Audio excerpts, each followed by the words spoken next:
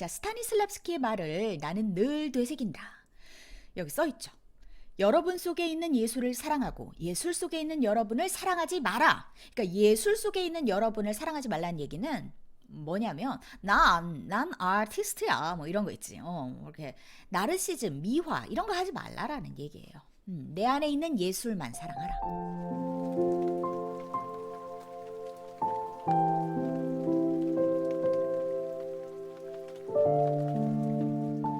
산연기 챕터가 31개인가? 네, 그렇게 됩니다. 챕터 하나씩 다루도록 하겠습니다. 그래서 31개잖아요. 그럼 31일의 수업이 필요한 거예요. 그래서 한 9개월 걸리겠더라고요.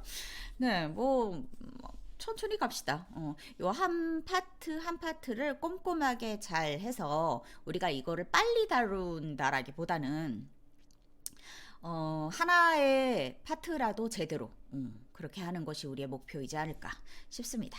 자, 그러면 산연기 책을 펴보도록 합시다. 자, 산연기 우타 하겐 작이고요. 우타 하겐은 이제 독일에서 태어나서 이름이 우타 하겐인데 이 책을 보니까 그냥 미국의 스타일이에요. 그래서 그냥 이 미국 책이다라고 생각하시면 될 것 같습니다. 제가 가지고 있는 책으로 13페이지입니다. 1. 개념에 들어갑니다.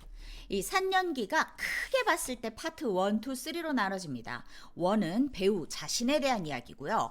2는 대상물 연습, 연기 연습법 같은 것에 대해서 나와 있고요. 파트 3는 작품과 역 이렇게 표시가 되어 있는데 우리 배우 수업에 이 스타니슬랍스키의 이론은 우타 하겐이 굉장히 잘 받아들였거든요.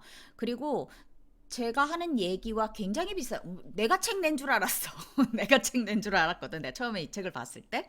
그래서 선생님이 이제 머리가 다 큰 다음에 연기적으로 머리가 다 큰 다음에 이 책을 읽었기 때문에 선생님이 우타 하겐의 영향을 받은 것 같지는 않은데 아무튼 결론적으로 이렇게 똑같은 얘기를 계속하고 있어서 여러분들이 헷갈리지는 않을 것 같아요. 자, 그래서 챕터 1 개념 컨셉이라고 영어로 나와 있습니다. 컨셉이 훨씬 더 와닿는 것 같아요. 뉴욕의 맨하튼에 있는 현대미술박물관에서 위대한 여배우들이라는 영화 시리즈를 상영할 때 우타 하겐이 그곳을 방문한 기회가 있었대요. 그러면 여러 배우들 가운데 사라 베르나르 그리고 엘레오나라 뒤제라는 이 두 여배우의 연기를 볼 수가 있을 거래요. 선생님 여기는 가보진 않았지만 영화 시리즈라고 하니까 이제 이 영화, 이 사라 베르나르가 나온 영화, 그 다음에 엘레오나라 뒤제가 나온 영화 이거를 이렇게 틀어주나 보죠. 근데 이 사라 베르나르는 누구냐면 당시 프랑스 최고의 비극 여배우고 옛날에는 이렇게 비극 여배우라는 이름이 붙었었어. 비극 배우는 비극만 했고 희극 배우는 희극만 하고 좀 그랬거든. 그리고 엘레오나라 뒤제는 이제 동시대인인데 사라 베르나르와 동시대인인데 이탈리아 최고의 이제 비극 여배우. 이분도 비극 여배우라고 합니다. 자, 두 여배우는 그러니까 동시대에 살고 연기를 하면서 똑같이 위대하다라는 평을 들었어요. 그런데 두 사람의 연기 접근법은 전혀 달랐대요. 사라 베르나르는 화려하고 외면적이고 형식주의적인 여배우로서 당대 유행을 반영했고 뒤제는 무대 위에서 그냥 한 인간으로 살았대요. 오늘날 베르나르의 매너리즘은 우리로 하여금 웃게 만들고 그러니까 뭐야 선생님 말로 하면 빠까자치야 오바 왜 이렇게 심해 이런 말이겠죠. 그렇게 해서 우리가 웃기게 만들고 뒤제는 우리를 아직도 감동시킨다. 뒤제는 내일보다도 더 현대적이다. 자, 오늘날의 배우들을 위한 책에서 지난날의 여배우들을 언급하는 까닭은 이들이 수세기에 걸쳐서 연극에서 논쟁되었던 두 가지 연기 접근법을 대표하기 때문이다 라고 합니다. 이 두 접근법은 이 우타 하겐을 괴롭히고 혼동시키는 이름들을 갖고 있는데 이걸 계속 앞으로도 말을 해야 되기 때문에 이 책에서 지금선 이 우타 하겐이 이름을 짓겠대요. 베르나르의 연기를 외면적 연기, 그리고 다른 하나 뒤제의 연기를 내면적 연기. 자, 이 외면파 배우는 등장인물의 행동을 모방하거나 도해하려고 한대요. 그리고 내면파 배우는 자기를 사용한대요. 자기 자신 그리고 그가 그리고 있는 등장인물에 대해서 이해하려고 하기 때문에 인간의 행동을 자기 자신과 등장인물에 대한 이해를 통해서 드러내고자 한다고 합니다. 외면파 배우는 등장인물의 객관적 결과에 바탕을 둔 형식을 찾은 다음 그것을 아주 치밀하게 관찰해서 이제 수행을 해요. 당연히 따라해야 되니까 모방해야 되니까 그렇겠죠. 내면파 배우는 등장인물과의 동일시, 등장인물의 행위에 대한 발견으로부터 형식이 그냥 자연스럽게 나타날 것이라고 믿으면서 무대 위에서 순간순간의 주관적 경험, 객관적이 아니고 주관적 경험을 위해서 작업을 한다고 합니다. 그러니까 주관적 경험은 내 얘기가 된다라는 얘기겠죠. 다시 베르나르와 뒤제로 돌아가서 위의 예를 들어보자. 둘은 각자 자국어로 당시 인기 있던 같은 멜로드라마를 출연을 했는데 이 드라마의 절정은 부정한 짓을 했다. 뭐 이렇게 약간 불륜 뭐 이런 내용인가 봐. 그 부정한 짓을 했다고 남편한테 추궁받는 아내가 아니다 나는 절대 그러지 않았다라고 정절을 맹세하는 장면이래요. 거기서 대사가 맹세해요. 맹세해요. 맹세해요. 이런 대사가 있는데 사라 베르나르는 열정적으로 떨리는 목소리를 점점 높여서 선언하듯이 대사를 처리했달까. 맹세해요. 뭐 약간 이런 식으로 처리하지 않았을까. 그러니까 그 대사를 딱 치면 관객은 일어나서 비명을 지르고 소리를 지르고 막 브라보 막 이러고 막 감탄을 한대. 그런데 뒤제는 맹세요 맹세요 맹세요를 어떻게 표현을 했냐면 딱 2번만 맹세를 하고 3번째 맹세는 입 밖으로 내지 않고 대신 남편의 눈을 똑바로 응시하면서 손을 어린 아들의 머리 위에 딱 얹으면서 그 장면을 표현을 했대. 근데 뒤제 관객들은 눈물이 흘렀다라는 거야. 어느 날 밤 공연을 마치고 관객들로부터 열광적인 환호를 받은 19세기 프랑스 배우 꼬클랭이라는 배우가 있는데 꼬클랭은 동료 배우들을 무대 뒤로 불러 모아놓고 공연을 한 다음에 이제 이렇게 말을 했대요. 오늘 밤 내가 무대 위에서 진짜 눈물을 흘렸어. 사과한다. 다시는 이런 일이 없도록 하지. 이랬대. 그러니까 이 얘기를 우리가 들으면 좀 이상하잖아. 그치? 눈물을 흘린 게 그게 왜 사과할 일이야. 그게 아주 훌륭한 일이어야 되는데. 그치? 그 왜 그러냐면 꼬끌랭의 연기 접근법은 명백하게 아주 외면적인 연기인 거야. 그래서 무대 위에서 나는 연기를 해야 되는 거야. 그러니까 선생님이 성우실 처음에 들어갔을 때도 이 이야기를 한 선배님이 있거든. 그러니까 선생님이 러시아에서 유학을 갔다 왔잖아. 그런데 어떤 여자 선배님께서 나한테 오더니 되게 유명하신 분인데 너는 러시아까지 갔다 왔는데 왜 성우를 하려고 그러니? 그러면서 내가 성우도 배우라고 생각해서요. 그러니까 성우가 왜 배우야? 성우는 잡이야. 나한테 이렇게 말씀하신 분이 계신데 그때 되게 쇼크였어. 성우가 그럼 잡이라고? 잡인가? 뭐 나는 그때 잡도 필요했어. 기수가 좀 높을수록 그 생각을 좀 많이 하는 것 같고 KBS로 따졌을 때는 한 20기 이후, 20기 이후부터는 한 80% 90%의 확률로 다 배우다, 성우도 배우다라고 말을 하고 있지 않겠어요. 심지어는 대원 방송, 뭐 투니버스 애니메이션 하는 방송사에서도 성우는 배우다라고 말을 하죠. 네, 그런데 이 꼬클랭 배우는 나의 이 배우라는 직업은 잡일 뿐이다. 내가 진실로 느끼는 것은 이거는 프로의식이 안 된 거다라고 생각을 했다라는 거야. 그것이 연기를 지저분하게 더럽힌다라는 신념을 가지고 있었대요.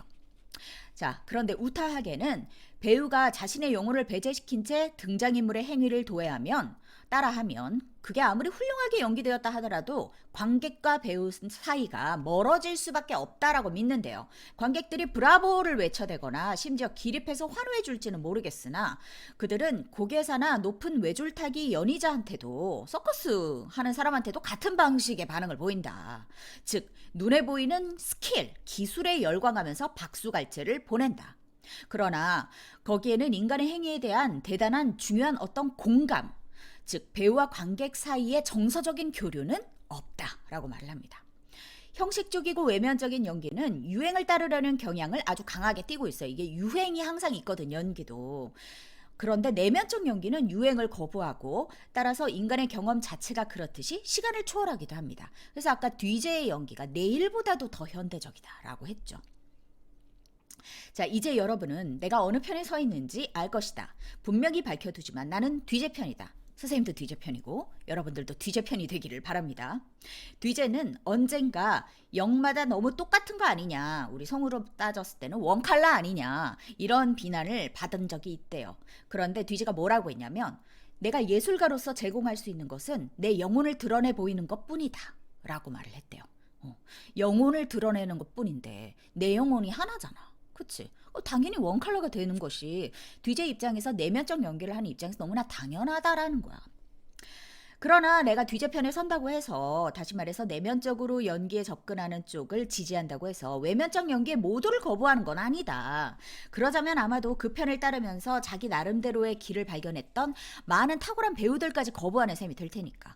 자, 나는 다만 여배우이고 선생이기 때문에 나 자신에 한해서 외면적 연기를 거부한다. 나에게 가장 효과적인 연극 접근법에 따라서 내가 작업할 수밖에 없지 않은가. 선생으로서 나는 내가 신봉하는 것만 가르칠 수 있다라고 말을 합니다. 네, 선생님도 모든 외면적인 연기를 거부하진 않아요. 우리 성우는 애니메이션도 해야 되고 어떤 다른 것들, 뭐 캐릭터 연기 같은 것들이 꽤 필요하고, 그리고 연극을 하듯이 우리에게 시간이 많이 주어지지가 않죠. 그래서 뭐 대본이 막 전날 나오거나 당일날 나오는 경우도 많고, 게임 녹음 같은 거는 유출을 하지 않기 위해서 가야 이제 대본을 보고 나가면서 대본을 두고 나와야 되거든요. 네, 그런 사이에 우리가 무슨 내면적인 어떤 역할을 창조하기는 사실 쉽지 않죠. 네, 그래서 우리한테 이 어떤 외면적인 연기도 다 거부하라라고 말을 하는 건, 네, 불가능합니다. 성우한테는 불가능합니다. 선생님도 이 내면적 연기가 기본이 되어야 된다라고 생각합니다. 배우가 되려면 우선 재능이 있어야 된다. 그것에 대해서는 하나님께서 주셨기를 바랄 수 있을 뿐이다. 재능은 뭐냐? 예민한 감수성, 민감한 반응력, 고성능의 감각장치, 이건 시각, 청각, 후각, 미각, 네, 이런 것들을 말하고, 그 다음에 리얼리티 포착력, 활발한 상상력, 자신의 경험과 감정을 타인과 교환하고자 하는 욕구. 네, 이 마지막 게 여러분들이 좀 주의해서 들으셨으면 좋겠는데, 내가 감정을 가지고 있고 나의 경험을 타인과 교환하고자 하는 욕구가 있어야 된대요. 이게 재능이래요. 이걸 뭐라고 하냐면, 즉 자기를 남들에게 보이고 들리게 하려는 욕망이 있어야 된대요. 그러니까 내가 나 자신을 보여주고 싶어 하지 않잖아? 그러면 이게 어렵다라는 얘기야. 근데 나 자신을 좀 보여주고 싶어 하는 애들 있지. 자, 우리 이제 디스크 검사를 모두 했는데요. I 유형의 아이들이 이 재능은 타고났습니다. 그러니까 칭찬 듣는 거 좋아하고, 인정받는 거 좋아하고, 말 많고 수다 떨고 친구들 좋아하고, 이런 유형이 I 유형인데, 이 친구들은 남들에게 자신을 좋은 사람으로 보이고자 하는 그 원초적인 본능이 있어요. 그래서 막 사람들도 잘 사귀고 사람들로부터 칭찬받는 걸 굉장히 좋아하거든요. 이 친구들은 오픈하는 게 꽤 쉬워, 다른 애들보다. 근데 여러분들이 이제 디스크 검사가 C나 S의 유형이 꽤 높고 I가 좀 바닥을 치고 있다, 이런 경우에는 이 부분이 조금 어렵습니다. 그러니까 내 자신을 남들에게 보이고 나를 오픈하는 것이 좀 I 유형보다 조금 어려운 거야. I 유형의 아이들이 인정받고 칭찬받는 것을 좋아하기 때문에, 그래서 스스로의 본능적인 자기 자신을 보여주는 것보다 좀 더 포장해서 보여줍니다. 이건 굉장히 문제가 돼요. 우리가 이제 산연기에서 배우 자신에 대해서 파트 1 크게 차지하고 이제 다룰 건데, 여기서 말하는 배우 자신은 여러분들이 표면적으로 나타내는 그 여러분들의 머릿속에 그려진 나 자신이 아니에요. 우리가 이제 다음 주에 개념 말고 정체, 아이덴티티에 들어가면 이 부분을 좀 더 다룰 겁니다. 자, 우타하겐이 이렇게 여러 가지 재능이 필요하다라는 얘기를 했고요. 그리고 재능만으로는 충분하지 않대요. 인격과 윤리의식, 그리고 우리가 살고 있는 세계에 대한 이해, 견해, 그리고 교육 등을 습득, 발전시켜야 합니다. 자, 이상적으로 말해서 젊은 배우는 역사, 문화, 국어학 등을 철저하게 교육받았거나 받아야 되고, 더불어서 기타의 예술 형식들, 음악이나 무용, 그리고 연극사, 역사에 대한 것들도 공부해야 된다. 자, 진지한 배우라면 반드시 그의 외면적 악기들, 그러니까 우리 배우가 가지고 있는 외면적 악기는 뭐예요? 신체, 음성, 화술, 이런 거죠. 이거 성우한테도 필요한 거죠. 성우는 신체는 그렇게 신체를 그렇게 잘 다룰 필요는 사실 없다, 라고 볼 수도 있을 것 같아. 그리고 배우라는 건 사실 비주얼이 좀 중요한 부분이 있는데, 이게 잘생기고 못생기고를 떠나서 어떤 키가 작은 사람이 키 큰 역할을 하긴 어렵잖아. 이런 걸 말합니다. 이런 신체에 대한 한계가 있는데 우리 성우는 사실 이게 없죠. 음성과 화술 이 부분에 대해서 우리는 좀 더 치중되어 있죠. 이 음성과 화술을 훈련해서 완벽하게 구사할 수 있어야 합니다. 이 악기는 바로 그가 음악을 연주할 바이올린이에요. 그러니까 바이올리니스트는 바이올린을 가지고 연주해야 되는 거잖아요. 첼리스트는 첼로를 연주하는 거고 우리는 이 음성과 화술을 연주한다라고 말을 합니다. 자, 음성 화술 신체 훈련은 우타하겐 교사로서의 영역이 아니기 때문에 자세한 언급은 삼가겠다. 다만 이 교과서를 읽을 만큼 진지한 배우라면 여러분들 이 지금 이 책을 공부를 할 만큼의 수준이 되었다라고 한다면 누구나 무용, 펜싱, 체조를 통해서 그리고 발성과 화술의 통달을 위한 훈련을 통해서 자신의 육체적 능력들을 부단히 발전시켜 나가리라고 가정하고 시작하겠대요. 이거 해야 됩니다, 여러분. 악기의 모든 부분들은 그가 극중 인물의 육체적, 언어적 행동 속으로 들어갈 때 원하는 대로 심리적, 정서적 요구에 순발력 있게 반응할 만큼 유연해야 합니다. 만일 어느 젊은 배우가 자기의 브루클린 억양이나 그러니까 사투리 억양이나 안짱다리 걸음 때문에 로미오 역에 실패를 했다면 그거는 아무리 내면 연기술이 뛰어났다 하더라도 신체를 다루지 못했기 때문에 실패하는 거잖아요. 그거는 본인의 게으름 때문이다 라고 말을 합니다. 자, 육체적 미모는 배우가 되는 선결 조건은 아니다. 오늘날의 스타 중에서는 전통적인 의미에서 육체적으로 아름답다고 할 만한 사람들은 별로 없다. 그러니까 미의 기준이 계속 바뀌잖아요. 그러나 진짜 스타들은 남자든 여자든 관객들에게 아름다움을 창조해준다. 예쁘게 생긴 아이는 자기에게 자발적으로 쏟아져 나오는 감탄들을 우아하게 받아들인대요. 그런데 좀 못생긴 아기는 제 스스로 사람들한테 접근해 가야 되는 거죠. 그러면서 필요에 따라서 내가 이 사람한테 관심을 끌기 위해서는 이런 짓을 해야 되겠구나. 뭐 광대직 그런 걸 100가지도 넘는 짓거리를 재빨리 배운대요. 못생긴 아기가. 그리고 이 못생긴 아기가 배우는 것이 바로 배우들이 자기네 예술을 통해서 나 여기 있어요. 나 좀 보세요. 라고 말하는 방법을 배우는 것과 같대요. 육체적으로 아름다운 배우는 쉽게 정복한 자들의 소극성으로 자주 저주를 받는데요. 그는 사람들에게 스스로 다가서는 대신에 모든 사람들이 그에게 와주기를 기대하고 또 당연히 그러하리라고 믿는다고 합니다. 사실 좀 당연한 거 알겠네, 인간적으로. 그치? 내가 생긴 게 장원영인데 내가 굳이 뭐 다가갈 필요가 있겠니? 지금까지 모든 사람이 다가왔으니까 내가 굳이 다가갈 필요성이 전혀 없는 거지, 이 사람들한테는. 선생님은 이 부분을 읽으면서 이 말이 부족한 게 좀 낫다라는 거잖아. 외적으로 봤을 때 부족한 게 오히려 나을 수 있다라는 거잖아.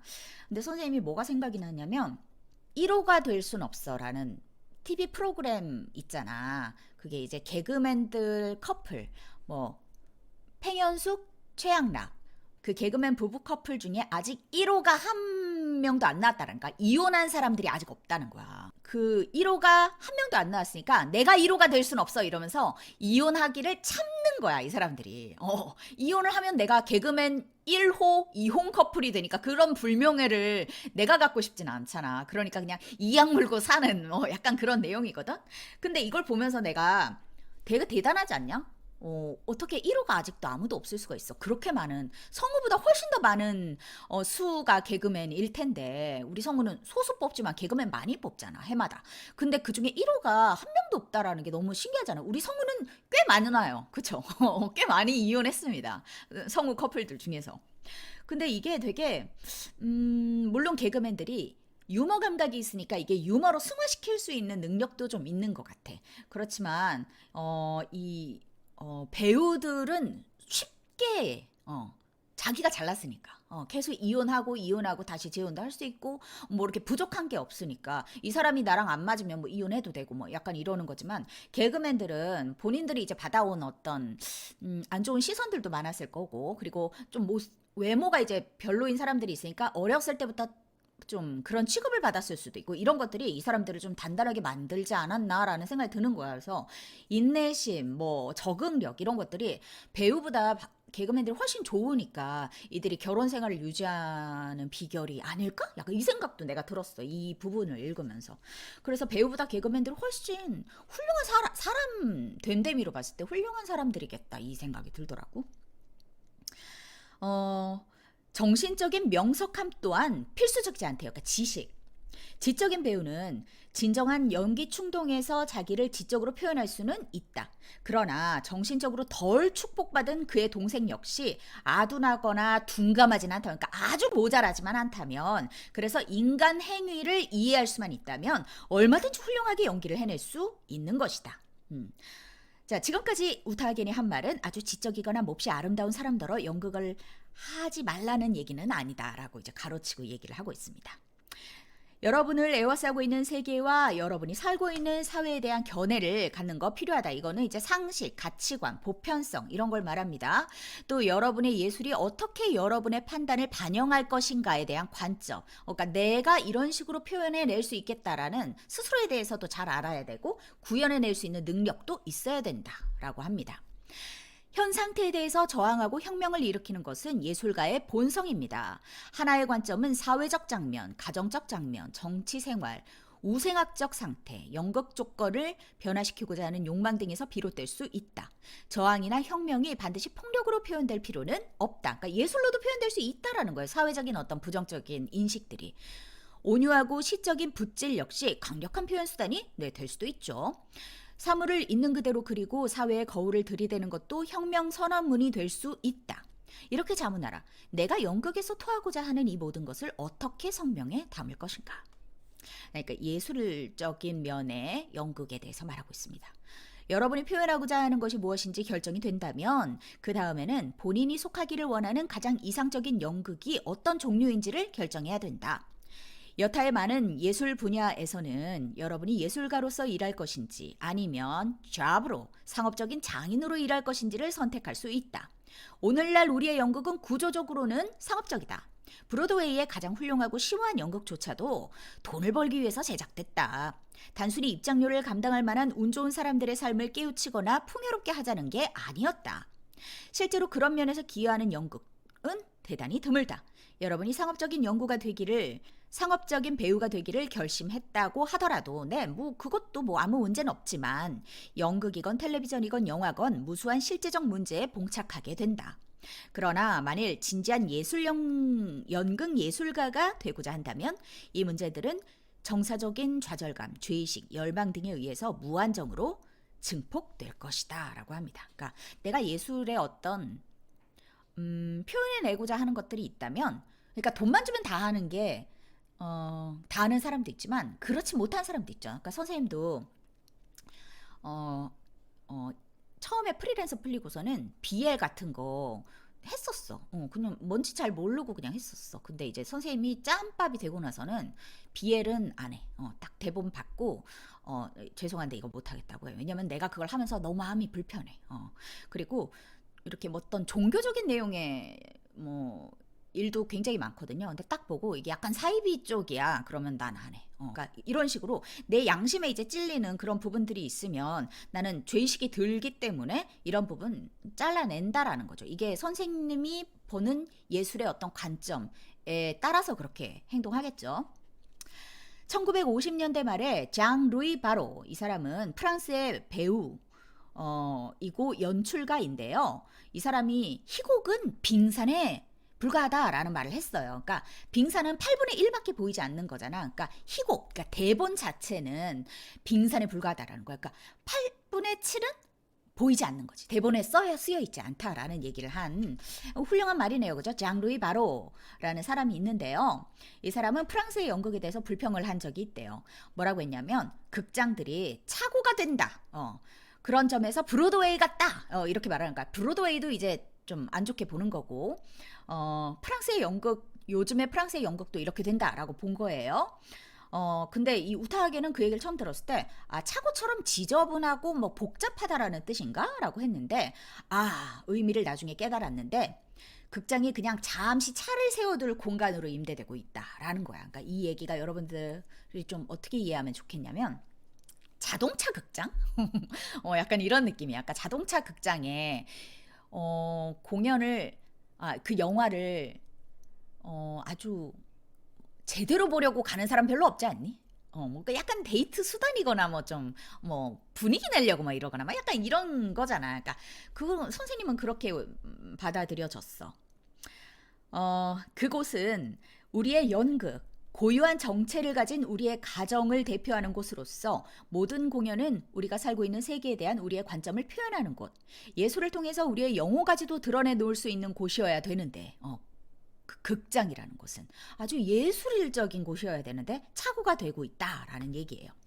이 바로의 낭만적이고 개방적이며 약간은 신비적인 견해는 그 자신의 테아트르 극단이 취하는, 이 테아트르 극단은 극단 이름입니다. 테아트르 극단이 취하는 작품 선정이나 공연 양식에 대한 개념에서 뚜렷이 나타나는데, 그것은 이를테면 장 빌라와 제라르 필리프의 사회주의적이며 정치적인 테아트르 내셔널을 말하는 것 같아요. 나셔널 포퓰레르나 아니면 코메디 프랑세즈의 전통적이며 학문적인 접근법과는 반대를 이루는 것이래요. 정부의 보조를 받는 이 세 극단은 정부에서 돈이 나오는데 자기 고유의 견해를 표방하는 다른 극단들과 함께 파리에서 단연간 동시적으로 공연 활동을 벌여왔어요.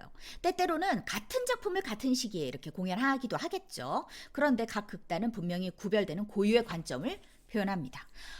바로는 이 극단들 하나하나가 파리 연극계를 잠식해오는 상업적인 환경에 의해서 위협당하고 있는 것 같아서 두려워했대요. 근데 프랑스는 이런 예술이 많이 발달해 있습니다. 역사가 굉장히 깊은 나라잖아요. 근데 미국은 그런 개념이 없대요. 하나의 관점을 표방하는 우리네 극단은 개별적인 예술가들의 마음속에서만 존재해왔기 때문에 위협받는 것이 없대요. 따라서 우리에게는 진정으로 극장에 다니는 전통도 없대요. 그러니까 사실 이건 당연한 것 같아. 왜냐하면 미국은 생긴 지가 오래된 나라가 아니잖아. 그러니까 거의 모든 나라들, 오래된 나라들은 당연히 예술이 시작이 되지. 그 나라에서 뭐 그리스 히랍극부터 시작하고, 이탈리아도 이탈리아만의 연극이 있고, 프랑스도 영국도 셰익스피어 이런 식으로 쫙 있는데, 연극은 아직 우리 삶의 한 부분도 아니고 필요도 없고 우리의 정신적 삶을 위한 양식도 아니래요. 우리 배우들은 바로가 의미했던 바의 가정을 가져본 적이 없대요. 자, 서독에서는 275개가 넘는 레파토리 극단들이 국가의 지원을 받고 있는데 서독 전체라고 해봤자 미국의 위스콘신 주보다도 작대. 극단들은 국가로부터, 시로부터, 산업계와 노동계로부터 지원을 쫙쫙 받는데 국민들은 그렇게 예술 쪽으로 돈이 들어가는 걸 아주 당연하게 생각한대. 그들은 큰 돈이 아닌 경우 생계비 정도의 임금을 받으면서 연극에 종사하는 예술가다라고 하면 그들을 존경하고 배우시냐고 이러면서 우러러 본대요. 근데 미국에서는 관객도 친구들도 가족도 이웃들도 막 할리우드에 그렇게 유명한 배우가 되지 않는 이상 형편없게 취급한대요. 우리나라도 좀 그렇죠. 그러나 존경을 통한 보상이 돈보다 엄청나게 더 값진 것임은 두말할 나위가 없다. 미국에서 하나의 관점을 가진 극단들이 거의 자리를 잡을 뻔했던 경우가 많이 있었대요. 일부는 여러 해 동안 성공적으로 활동하기도 했대요. 오래전이지만 프로빈스타운 플레이즈 극장, 그리고 초기에 시어터 길드 극단, 시빅 레파토리 극단, 그리고 그룹 시어터 극단 뭐 이런 것들이 있는데 그 이후부터 각 10년별로 의미 있는 연구 극단들을 설립하려는 시도들도 점차 증가되어 왔대요. 뭐 당연히 그렇겠지. 개중에는 여러분들이 잘 아는 극단도 많을 것이다. 이 고상한 사업들이 결국에 가서는 다 실패를 했는데 그 이유가 언제나 비슷한데 한두 사람이 점수를 내서 출세를 딱 하면 영화 찍으러 가는 거야. 그리고 상업연극 하는 거야. 그러니까 돈 많이 주는 대로 가버리는 거야. 그래서 그 극단을 떠나버리는 거야. 그러니까 그들을 도와줬던 사업은 뒷전으로 당연히 밀려버리고 이 스타가 하나 있어야 되는데 이 스타가 당연히 돈을 받으러 가니까 우리나라도 사실 그렇잖아요. 연극에서 되게 유명한 뭐가 됐는데 이 사람이 이제 영화로 가면 영화가 돈을 훨씬 많이 주는데 연극으로 돌아오겠니? 물론 이제 병행하는 경우도 있지만 병행하는 것도 돈 많이 주는 극단으로 당연히 가게 되지 않겠니? 그래서 그렇게 단지 개인적인 출세욕을 치우기 위해서 그걸 발사대로 이용한 사람들에 의해서 버림받게 된대요. 이 극단들의 잠재력이 분명히 있었지만 상업연극이 도말해버렸다. 여타의 수많은 극단들은 왜 그들만의 관객을 확보하는 데 실패했는가 의아해했대요. 그들의 목적은 대개 좋은 연극을 하는 것이래요. 대체로 그들은 오늘의 문제들을 반영하는 어떤 관점도 없이, 그러니까 오늘의 문제, 뭐 예를 들어 지금의 뭐 이태원 문제 뭐 이런 것들, 그런 것들을 반영하는 어떤 관점도 없이 그냥 좋은 연극을 계속 상영한대요. 그들은 더 이상 의아해하지 말고 그들 고유의 발언을 해야 한다. 그러면 관객이 찾게 될 것이다. 사람이 모를 때는 이상을 유지하기가 쉽다. 그러나 현재의 환경을 충분히 인식하면서 그것을 유지하기란 어렵다. 현재의 환경을 받아들이는 것은 기회주의적 또는 자기 기만적 타결 방식이며 그것과 싸우는 데는 지식과 근성이 필요하다. 그러니까 근성이 필요하다라고 합니다. 그러니까 모르면 계속 그거 한다라는 얘기야. 그러니까 모를 때는 뭐 그냥 되는데 내가 이게 알게 되면 어렵게 된다라는 거죠. 그래서 지식도 있어야 되고 근성도 있어야 된다. 실제로 활약 중인 직업 배우들과 이제 막 시작한 젊은 배우들 모두에게 나는 미국 최고의 배우가 되고 싶다라고 하는 정열적인 선언을 자주 들어왔다. 이 말의 속을 근데 들여다보면 그거는 단순히 경쟁적인 목표를 토로한 것에 지나지 않는다. 그것은 명성과 부를 수반하는 미국인들의 병적인 아메리칸 드림을 요약해 주는 거일 뿐이다. 스테이크, 닭고기, 바닥까지 양고기 모두 다 맛있는데 뭘 최고라고 할 수 있느냐. 사람에 따라서 기호와 식성이 다른 거다. 하이든, 모차르트, 베토벤 중에 누가 최고냐. 이 세 음악의 거성들은 비엔나에서 동시대에 작업하고 창작했다. 우리가 어떤 작곡가를 다른 사람보다 더 좋아할 수는 있겠지만 취향이 있겠지만 최고가 누구냐라고 따질 수는 없는 거죠. 그러니까 객관적으로 따질 수는 없다. 각자는 자기의 최선을 창조하기 위해서 작업한 것이지 최고가 되려고 그랬던 건 아니니까. 어느 유명한 여배우가 한 번은 이런 말을 했대요. 나는 도대체 내가 지금 뭘 하고 있는 건지 모르겠다. 내가 누구의 마음을 사려고 이렇게 열심히 하는 건지 모르겠어요. 그냥 주유소 직원, 뭐 일반적인 사람인가요? 아니면 저 유명한 평론가 브룩스 애트킨슨인가요? 이렇게 말을 했대. 그러니까 저 사람 비유에 맞춰야 돼요? 아니면 일반 사람들 보는 관점이 다르잖아. 다 주관적일 테니까, 그치? 그렇게 얘기를 한 적이 있대. 그녀는 이 두 사람 다 생존을 위해서 재물을 필요로 한다는 사실을 이해하지 못한 것 같다.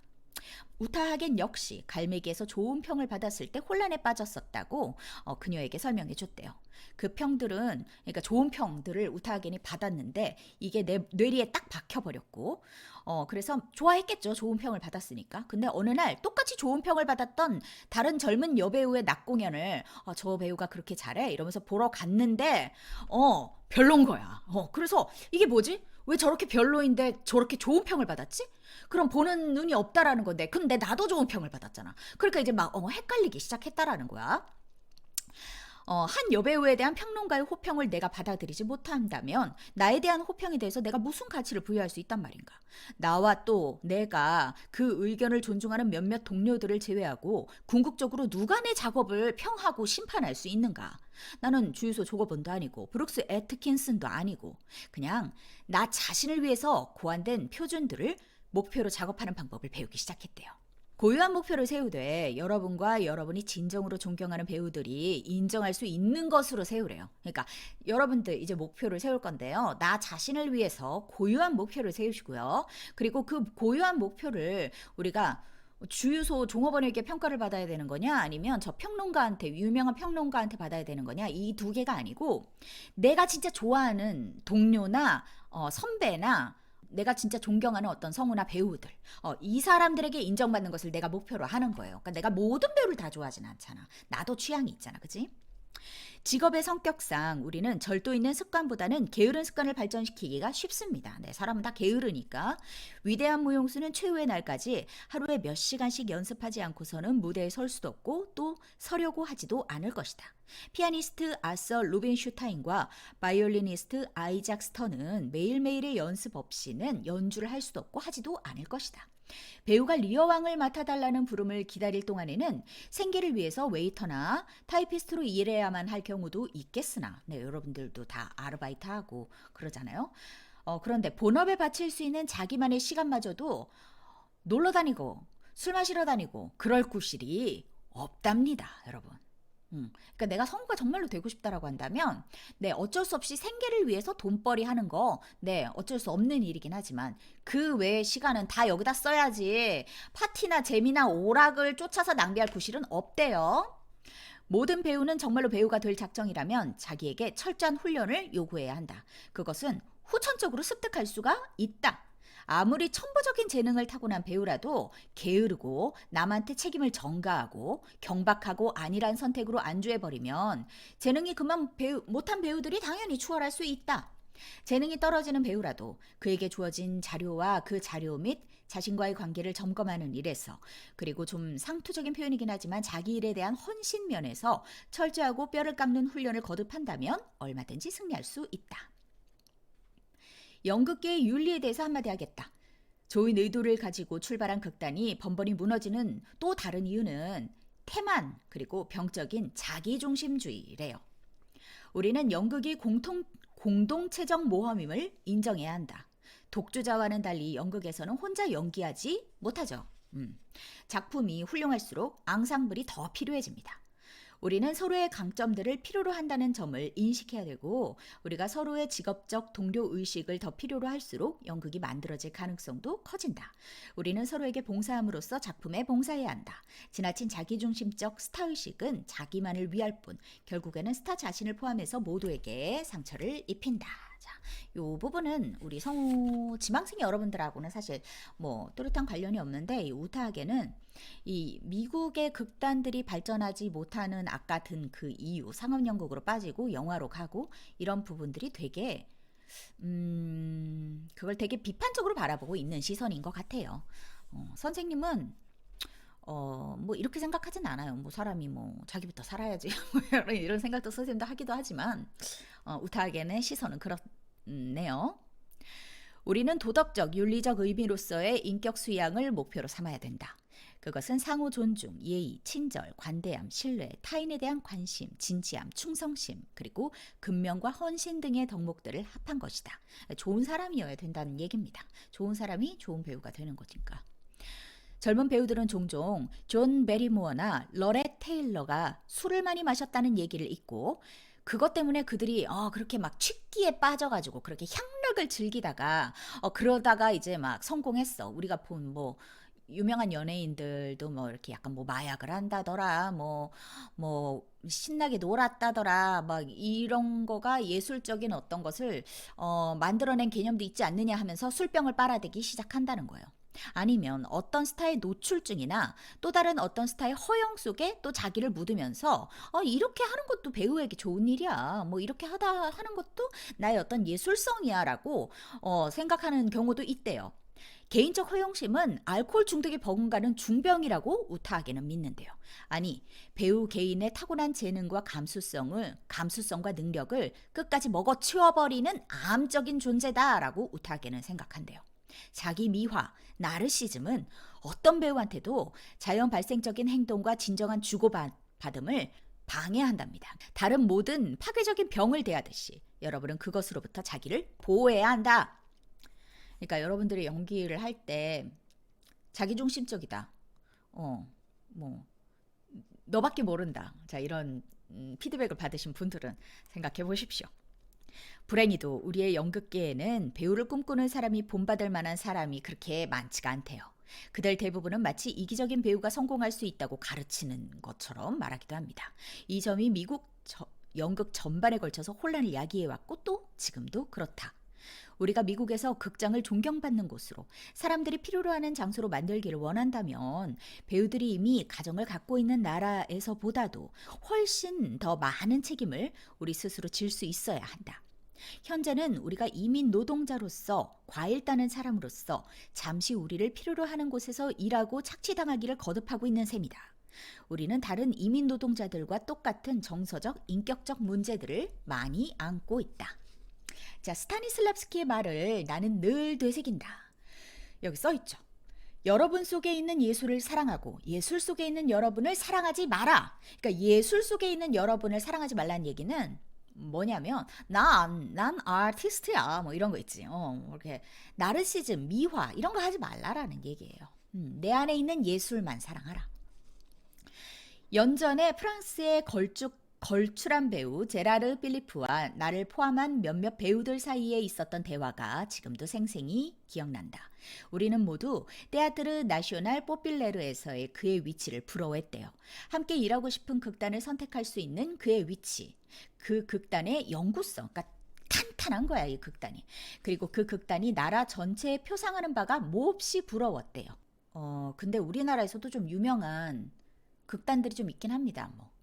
오태석 연출가님이 계시는 극단 목화라든지, 아니면 산울림, 이런 극단들이 극단이 가지고 있는 탄탄한 위치가 사실 있는 극단들도 있어요. 어느 배우가 절망적으로 소리쳤대요. 아, 진짜 부럽습니다. 미국에서는 그런 극단이 있을 리가 없거든요. 라고 말을 했대요. 그러니까 필리프가 뭐라고 말했냐면, 그건 니들 잘못이다. 라고 말했다라는 거야. 필리프의 말이 옳다는 것을 당장 알기는 알았지만, 근데 우리가 어떤 잘못을 저질렀는지를 깨닫는 거는 여러 해가 걸렸대요. 배우들한테도 연극의 다른 어떤 집단만큼이나 현 상태에 대한 책임이 있다. 우리는 현 상태에 대해서 반대와 저항을 개인적으로는 끊임없이 입 밖으로 토해내지만 집단적으로는 그냥 가만히 있는 거예요. 그냥 뭐 현 상태를 조장하고 있죠. 우리들 각자가 어느 예술 형식에 대한 개인적 책임들을 인식한다면 우리는 개인적으로도 거기에 맞게 살아야 하며 또한 이 예술의 집단적 형식을 기억해야 하고 무엇보다 그것은 전체를 위한 하나요. 하나를 위한 전체라는 것을 명심해야 한다. 지금까지 나는 국내 연극계에 대한 직접적인 비난을 피하려고 유럽의 극단들과 유럽의 예술가들을 빌려서 예를 들었대요.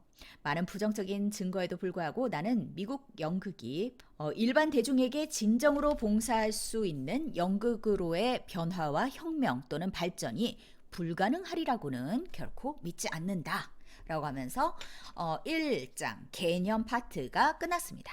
자, 우리 다음 주에는 정체에 대해서 배워보도록 할 건데 이 정체부터가 좀 굉장히 중요한 내용입니다. 그러니까 아이덴티티에 대해서 얘기를 하고 있어요. 자, 배우 수업 12기를 들으시는 멤버분들의 숙제입니다. 여러분이 생각하는 나 그리고 진정한 나의 차이가 어떤 건지에 대해서 생각해서 밴드에 올려주세요.